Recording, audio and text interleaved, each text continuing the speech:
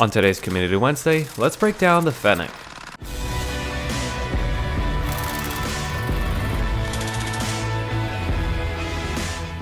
The Fennec was always one of my favorite weapons, and I always knew its weakness, its speed. It performed pretty well up close, but it just wasn't moving as fast as many of the other weapons, even when it was just Modern Warfare.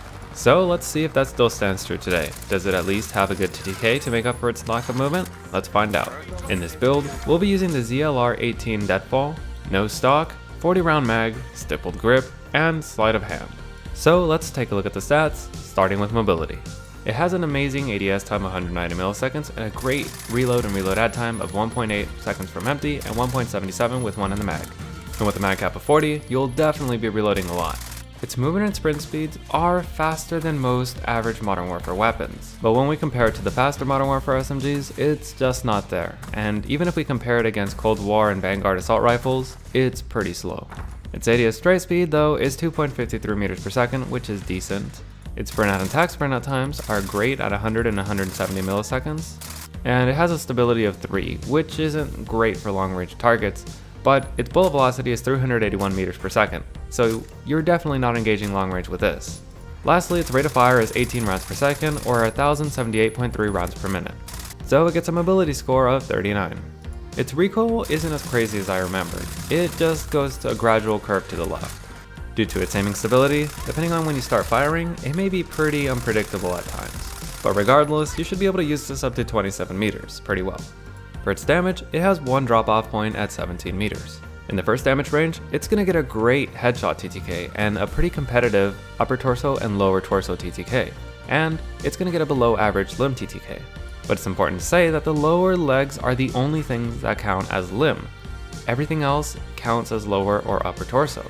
So under 17 meters, your TTK is pretty much always going to be above average or better.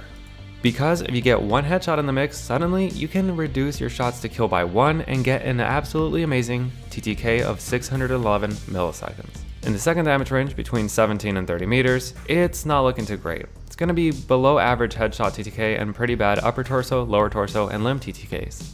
This is expected of most SMGs though, so it's nothing to worry about.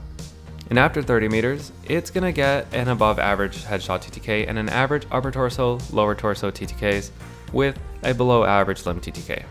But as well as this performs here, you're unlikely to hit these shots due to its recoil, and you'd definitely be better off using an assault rifle at that point. So it gets a damage score of 53.44, and when we add up all the categories, it gets a final score of 119.44. This is a decent score for an SMG, especially a close range one. So yeah, its biggest strength is its first damage range TTK, which extends all the way to 17 meters, which is great. And theoretically, even though it has a lot of recoil, you could get that 12 shot kill up to 17 meters as well, which not a lot of weapons can do. So that's going to be its biggest strength, its raw killing potential. But you gotta remember, its mobility and its magazine size will hold it back. Like I said before, if you're running this with a Cold War assault rifle, the chances are that the assault rifle will be faster is reasonably high. Although in some cases, like with my C58, the Fennec will be a tiny bit faster. So for solos and duos, you could probably get away with using the Fennec. You'd be at a pretty big disadvantage, but it would still be able to work fine, especially if you don't mind playing a little bit slower and less aggressive. However, I can't recommend this for everyone, because things like the Cold War SMGs and especially Vanguard SMGs exist. You can get really great mobility and really amazing TTKs, and in many cases, much larger magazines. So there's definitely better weapons out there, but as long as you know the limitations of the Fennec, it should be fine. You will get outgunned by a few weapons and by many skilled players using mobility to their advantage. But as long as you're okay with this, then it'll be a fine pick. So that was the Fennec. Have you used it recently? And if so, what'd you think about it? And if there's any weapon build or part of the game you want to break down, let me know. You may see it on the next Community Wednesday. Thanks for watching.